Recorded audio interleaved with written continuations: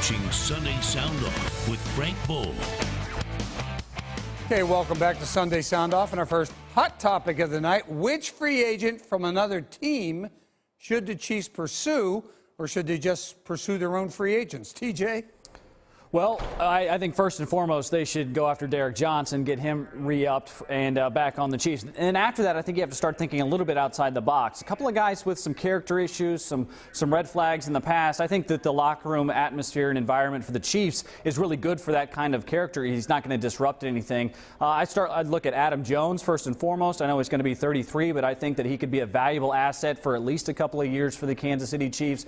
Percy Harvin, I know that there's been some talk about him maybe retiring. With his future uncertain, he's definitely not going to get the kind of looks that a normal player of his caliber would get. And don't forget, Percy Harvin was outperforming Sammy Watkins for a good portion of the season for the Buffalo Bills as well. So I would look at him. And then also for the distant future, I would maybe consider Aldon Smith as a possibility, although he may not be able to play until 2017. That's still a possibility. But if he's eligible by November, I think he could be an asset for the team.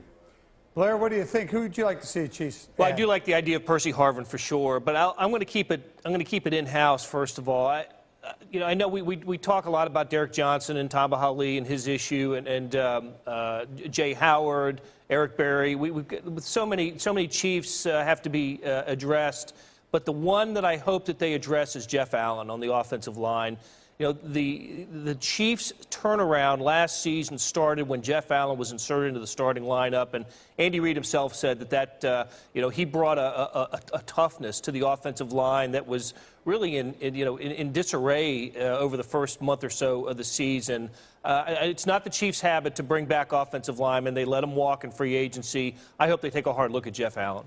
Sharon, what do you think? Well, I like Derek Johnson and Jeff Allen as well on the in-house candidates. I think if you go out-of-house, you got to look to the wide receiver position because I think they need one more playmaker. And if you look at the history of what Andy Reid did with the Philadelphia Eagles, and I think even what John Dorsey comes from with the Green Bay Packers, second contract guys. I think you're looking at guys in the 20s. I don't think you're looking at anybody over the age of 31, 32, 33. I don't think that's what they want to do. So look at the guys that are 26, 27, guys that have been second and third round picks and maybe haven't clicked with their team. I like Mohamed Sanu from the Cincinnati Bengals 2 years ago when A.J. Green was down. He put up some big numbers there. He's a free agent. Reuben Randall from the New York Giants has had some moments, hadn't been able to get the consistency together. And Brian Quick from the Rams. I know fantasy players will tell you they've been waiting on Brian Quick for a long, long time. I think those are three young 20-something wide receivers that have ability, have talent, were highly thought of coming out of college, but just haven't been able to click at their last team. You expect a coaching staff that's highly paid to be able to get more out of them, and I think that's what the Chiefs will look at. All right, here's our second hot topic of the evening, guys. Who plays the most games in right field for the Royals? It really hasn't mattered the last 3 years, to tell you the truth. Blair, what do you think? No, you're right. I mean, 2 years ago in the AL pennant year, it was Nori Aoki. Last year, Alex Rios, before he got the hand injury, but ended up playing more games in right field. I'll tell you, I think it's going to end up being Gerard Dyson. I know he's out for 6 weeks with the oblique muscle problem. Probably will miss all of spring training and maybe the first couple weeks of the regular season. Left-handed hitter is going to face a lot of right-handed pitching, and what the Royals are planning on doing is platooning him and Paulo Orlando. That's not to suggest that there's not somebody outside of those that we see in the platoon possibility right now. Brett Eibner, or Travis Snyder, or Fuentes Martinez. There are all kinds of candidates that the Royals like, and will get a lot of at-bats in the minor leagues, and we'll get a hard look here in spring training. I think Dyson's going to end up being the guy most of the season, though. Seren, Ned Yost said, I'd really rather not platoon this outfit. I'd rather have one guy play most of the time. What do you think? I mean, I think that guy would be Gerard Dyson when he's healthy. He's a left-handed bat, but you just can't play him against left-handers. Maybe they'll try to. I mean, Ned Yost has gone against conventional wisdom a number of times, and it's always worked out. So if he sends Gerard Dyson out there every day against just lefties, it'll probably work the way things go for Ned Yost. So I won't be surprised. I'll go off the board. I'll take Lorenzo Cain to lead the way in right field. I think Dyson will come back. I think he'll play a lot of games in center field. Rusty Kuntz is a very open guy when he speaks about the ball club, and he kind of hinted at the fact that Lorenzo Cain could spend some more time in right field. And the way he hit last year, being a top 5 MVP candidate, if he's going to hit like that again this year, you want to protect his legs. I think you give him some days in right field. It won't be 81, 82 games. It'll be like 40 or 50 games, but I think it'll be Lorenzo Cain. That's a lot. TJ? I believe it will be Lorenzo Cain as well. Ultimately, the Royals' old adage is go with what you know, and they know Gerard Dyson. It could be Paulo Orlando. We'll have to wait and see how that all shakes out once Gerard Dyson comes back. But keep your eye on Travis Snyder. He was once one of those guys who was viewed as a true prospect and somebody who could really contribute at the major league level. It hasn't really worked out for him, obviously, but I think if you're looking at somebody who really could fit that mold and was a part of that conventional thinking in baseball, Travis Snyder seems to fit what they like, and maybe he could catch on in spring.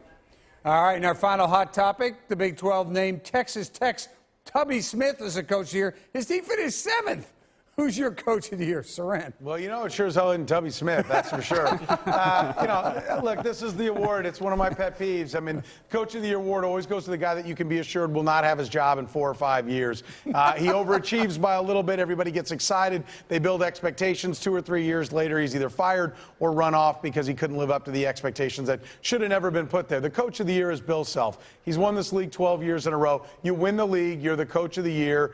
Coaches in college basketball are their own GM, their own head coach. They handle everything about the program. Nobody is better than Bill Self. He will get at least one, and probably only one, my vote in the AP for the Big 12 Coach of the Year. I've already put it in, so I know he's getting at least one. All right, TJ, what do you think? AP voters are so contrarian. It's sad sometimes.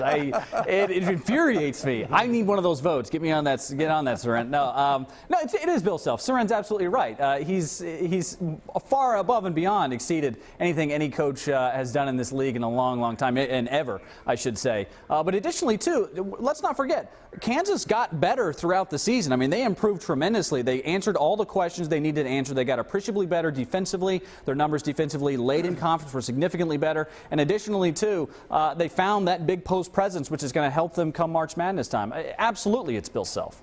And Blair Kirchhoff. Maybe this will keep the chip on Bill Self's shoulder, not being Coach of the Year in the Big 12. Look, let's call it for what it is. Let's call this for what it is.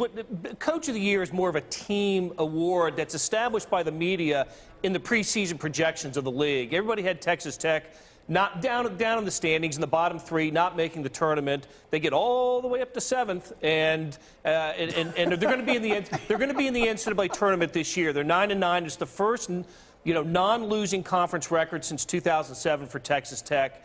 That's why it's more of a team award when Coach of the Year is honored. That's why Tubby Smith got the award. He's my Coach of the Year. All right, there you go. How about that? He is a contrarian. Awful. No, they're contrarians. Yeah, never mind. Up next, we're going to get some final thoughts from the panel. It's their time to sound off on anything that's on their minds. You're watching Sunday Sound Off.